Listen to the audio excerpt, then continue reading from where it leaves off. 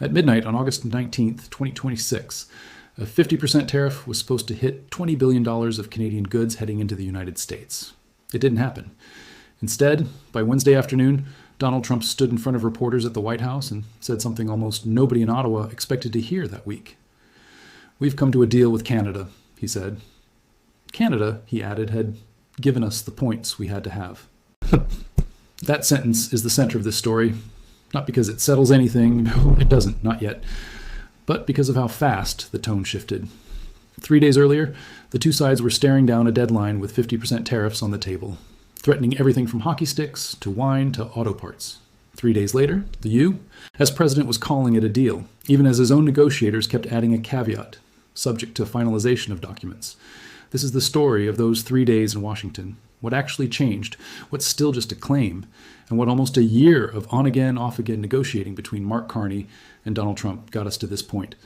To understand why this moment matters, you have to go back further than this week.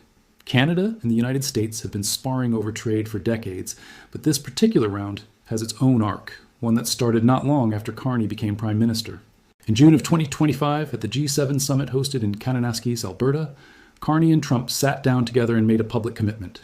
They agreed, in Carney's own words posted at the time, to pursue negotiations toward a deal within the coming 30 days. Trump, for his part, said he was confident the two countries could work something out. 30 days came and went. No deal. By August of 2025, the two leaders were speaking by phone again, discussing what a readout from the Prime Minister's office called Current Trade Challenges, Opportunities, and Shared Priorities. It was described as a productive conversation. It did not produce an agreement either. Trade talks between the two countries continued through the fall in fits and starts, the kind of low-simmering negotiation that rarely makes headlines until something breaks. Something broke in October. Trump cut off trade talks with Canada entirely, and the reason was almost bizarre in isolation: an advertisement. The Ontario provincial government had paid to run a television ad in the United States featuring former President Ronald Reagan, part of a messaging campaign aimed at American audiences. Trump called it egregious, and, according to reporting at the time, used it as the trigger to suspend negotiations outright. For weeks, there was no formal channel between Washington and Ottawa on trade at all. The freeze didn't fully thaw until December, and when it did, it happened almost by accident, on the sidelines of an entirely different event. Carney, Trump, and Mexican President Claudia Sheinbaum were all in Washington, D.C. for the draw ceremony ahead of the 2026 FIFA World Cup, which the three countries are co-hosting. According to reporting from Global News, Carney met privately with Trump and Sheinbaum at the Kennedy Center with no staff in the room for about 45 minutes. Sheinbaum called the meeting excellent afterward. It was the first real sit-down between Carney and Trump since the October suspension, and Carney reportedly apologized for the Reagan ad during a brief exchange at an earlier summit in South Korea. Even so, Trump told reporters after the Washington meeting that he would not resume formal trade negotiations despite the apology. U.S. officials, at various points during this period, described Canada as difficult to negotiate with. That's the backdrop. Now here's what changed in August of 2026.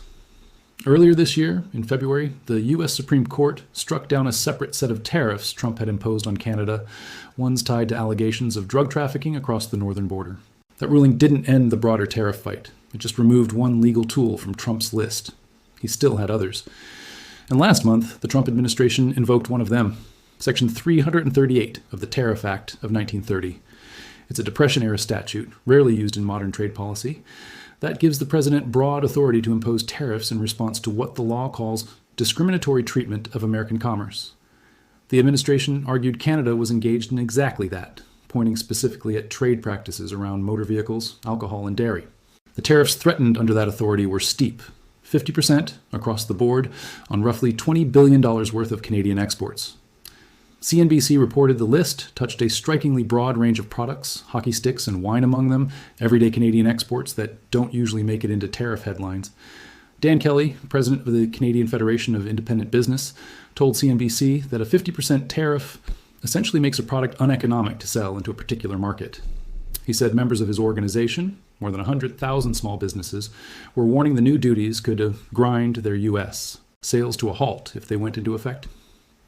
Some businesses, Kelly said, were already seeing American buyers hold off on placing orders in anticipation. The original deadline was set for 1 minute past midnight on August 19th. As that date approached, the pace of negotiation in Washington sped up sharply. Canada's Trade Minister, Dominic LeBlanc, along with the country's chief trade negotiator, Janice Charette, spent the weekend before the deadline in the American capital, according to reporting from CTV and CP24.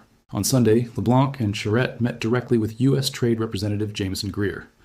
When reporters caught Greer on his way out of that meeting and shouted questions, he offered only a brief no comment, though when asked for a few words in French, he told them, "Bonne journée, Radio-Canada." On Monday, August 17th, Carney addressed the state of the talks publicly, speaking in French to reporters. "We are negotiating," he said. "The negotiations are very intense and delicate.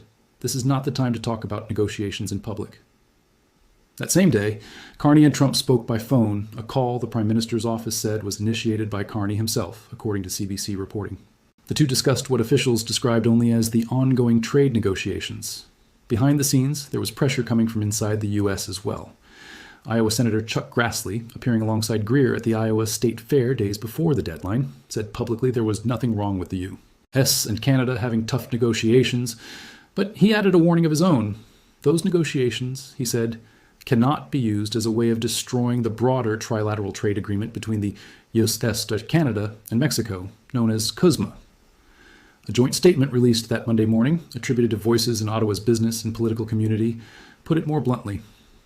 "We have grown tired of seeing our country used as a punching bag, yet we share a common hope that Prime Minister Carney will deliver a genuine win at the negotiating table." Then came the deadline itself. According to the Associated Press, via PBS, the U.S. and Canada were still negotiating right up against the wire, trying to reach what the AP called a truce before Trump's stated cutoff. Instead of the tariffs simply landing, a word came through on Tuesday, August 18th, that the deadline had been pushed back, extended from midnight on the 19th to the end of the day on August 21st, giving both sides roughly 2 more days at the table in Washington. It was in that extended window that the tone shifted most dramatically. On Wednesday the 19th, Trump told reporters at the White House that Canada had called the day before and, in his words, gave us the points that we had to have. He was specific about where he believed the U.S. had won ground, agricultural market access. "The tariffs will be non-existent for our farmers," he said, according to reporting from the Hill. "Our farmers were paying tremendous tariffs into Canada, and those tariffs will be totally eviscerated, down to zero." He also said tariffs on Canadian autos were being reduced, though he described the reduction as modest, a little bit. And he closed with a line that got picked up widely. Basically, we have no tariffs going into Canada anymore. But Trump attached an important qualifier to all of it. "It's all subject to finalization of documents," he told reporters, according to Bloomberg. "That single line is doing a lot of work. It means what was described that day was a political declaration, not a signed and ratified agreement. The paperwork, as of this point in the story, is not public." Carney's own public statement, issued the day before Trump's comments, was notably more cautious in tone. "Substantial progress has been made," Carney said, "although there is important work still to be done." He described Canada and the U.S. as having been engaged in intensive discussions over the preceding weeks, and added that, regardless of the outcome, Canada remains focused on building a stronger, more independent, and more competitive economy at home. That last phrase is worth sitting with. It's language Carney has used repeatedly since taking office, part of a broader push to reduce Canadian economic dependence on the United States, regardless of how any single trade round ends. On the substance of what's reportedly being protected, LeBlanc gave one specific detail that Canadian audiences in particular will want to hear clearly. Speaking to reporters in Washington, D.C., he said Canada's supply management system, the regulatory structure that protects the country's dairy, egg, and poultry sectors from unrestricted foreign competition, was not on the table. He said negotiators needed to ensure the system remained entirely intact, and said he was confident that would be the case in whatever emerges. Supply management has been one of the most politically sensitive issues in Canada. U.S. trade talks for years, going back through the original NAFTA renegotiation under Trump's first term, so LeBlanc's comments on this point are significant, even before there's a finalized text to confirm them against. It's also worth putting this round in the context of what else has been happening in Canada-U.S. and Canada global trade policy this year, because Carney's government hasn't been standing still waiting on Washington. In January, Carney traveled to Beijing, and Canada reached a trade agreement with China covering canola and electric vehicles, sectors that had been hit hard by retaliatory Chinese tariffs stemming from Canada's own EV duties. Carney called it the start of a new era in the relationship with Beijing, following what he described as a turbulent decade. Jameson Greer, on the American side, responded to that Canada-China deal by noting that Canada remains, in his words, heavily dependent on the U.S. regardless of new agreements elsewhere. a comment that underlines how much leverage Washington still believes it holds in this relationship, even as Ottawa tries to diversify. There's also the matter of energy infrastructure hanging in the background of these talks. In his social media post following Wednesday's trade announcement, Trump suggested the Keystone XL pipeline could be, in his words, awoken from the grave. Keystone XL was a long-planned oil pipeline extension connecting Alberta's oil sands to U.S. refineries. Trump authorized it during his first term, but former President Joe Biden revoked the permits in 2021, effectively killing the project. Whether Trump's comment reflects an active new push tied to this trade deal, or was simply an aside, is not yet clear from available reporting, and no formal permitting action has been confirmed. So where does that leave things, as of today, here in Washington, D.C., and where this entire negotiation has physically played out over the past several days? There's a real, on-the-record claim from the President of the United States that a deal exists in substance. There is a more measured, substantial progress framing from the Canadian side. There is one concrete detail, supply management protection, stated on the record by Canada's trade minister, and there is an extended deadline, now sitting at the end of the day on August 21st, which is the point by which both governments have said they intend to have something finalized. What isn't yet confirmed, and what this script won't pretend to know, is the actual legal text of any agreement. Trump's numbers, tariffs down to 0 for agriculture, auto tariffs reduced a little, are his characterization, stated to reporters, not confirmed terms from a released document. Domestic reaction inside Canada in the days since Trump's Wednesday comments has also been notably split, with skepticism from opposition voices questioning what concessions Canada may have made in exchange, and government supporters framing it as a rare win after months of pressure. Neither side of that domestic debate can be fully evaluated until the actual paperwork Trump referenced is public. Here's a short accounting of where this reporting comes from, because a story with this many moving pieces deserves that transparency. The immediate developments, Trump's Wednesday comments, the extended deadline, and the agriculture and auto tariff claims come from Bloomberg and The Hill's coverage on August 19th and 20th. The weekend negotiating detail, including the LeBlanc-Greer meeting and Greer's brief remarks to reporters, comes from CTV News and CP24. Carney's very intense and delicate comments and the original deadline reporting come from the Associated Press via PBS NewsHour. The scope and business impact of the threatened 50% tariffs, including Dan Kelly's comments, come from CNBC.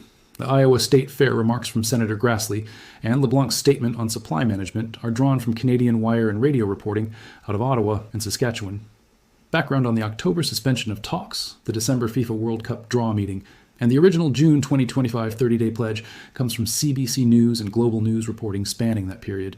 Where any of these sources rely on anonymous officials or unconfirmed figures, that's been noted as such, rather than stated as settled fact. What isn't yet verified, to say it plainly one more time, the written terms of any finalized U.S.-Canada trade agreement are not public as of this recording. Everything attributed to Trump about 0 tariffs on agriculture or reduced auto tariffs reflects his public statements, not a confirmed government document. That distinction matters, and it's one worth watching closely as the extended deadline in Washington, D.C. arrives. If you've been following this negotiation since the G7 summit last year, or even just since this week's deadline drama, you've probably noticed how often the deal is basically done has turned out to mean something short of that in this particular relationship. That pattern is worth keeping in mind here too. If you want to see how this actually resolves, once the paperwork Trump mentioned either appears or doesn't, following along as it develops is the only way to get the real outcome instead of just the headline version of it. This is exactly the kind of story where the details that come out days later end up mattering more than the initial announcement. It's also worth keeping an eye on whatever comes out of Ottawa in response, since Carney's government has been noticeably more cautious in its public language than the White House has, and that gap between the two sides' framing is often where the real story sits. So here's the honest, open question at the end of all this. Does a deal announced by one side, with the other side calling it merely substantial progress, and with the actual documents still unfinished, count as a resolution? Or is this just the latest pause in a negotiation that's already restarted twice before after being declared close to done? Washington and Ottawa have been here before. What do you think this time is different, or isn't? That's where things stand for now. Thanks for watching, and we'll be back with the actual terms once, or if, that paperwork Trump referenced becomes public.